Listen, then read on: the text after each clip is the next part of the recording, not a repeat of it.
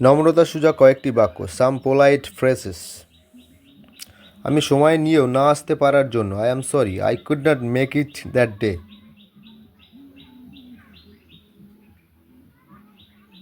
নির্ধারিত সময়ে না আসতে পারার জন্য কি আমি I am sorry, I could not make it in time. দেরি হওয়ার জন্য মাপ চাইছি, I am sorry, I got little late.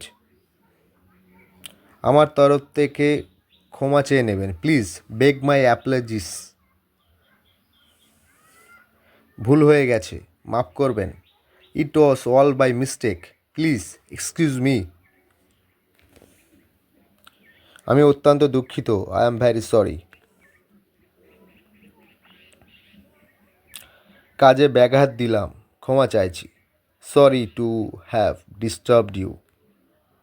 মাফ করবেন, আই বেগ ইউ পার্ডন। আপনি যদি অনুমতি দেন তো বলি, অ্যালো মি টু সে। আপনি যদি একটু এদিকে নজর দেন, may I have your attention please. এ সমস্ত আপনার জন্য, ইটস অল ইয়ার্স। আমি কি কিছু বলতে পারি? Will you please permit me to speak. আমি কি আপনার কাজে সাহায্য করতে পারি? Let me also help you. একটু সরে বসবেন, উইল ইউ প্লিজ মুভ। একটু আস্তে বলবেন, will you please speak slowly. স্মরণীয়, টু রিমেম্বার।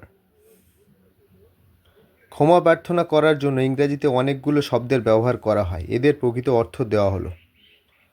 এক্সকিউজ, ক্ষমা করা, সাধারণ কথাবার্তায় প্রযোজ্য।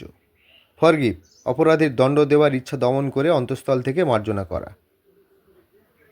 পার্ডন, অপরাধীর দণ্ডভোগ থেকে মুক্তি দেওয়া। মিস্টেক, ভুল করে অন্যরকম ভাবা বা বোঝা। অ্যাপোলজিস, ভুল স্বীকার করা। সরি, দুঃখিত।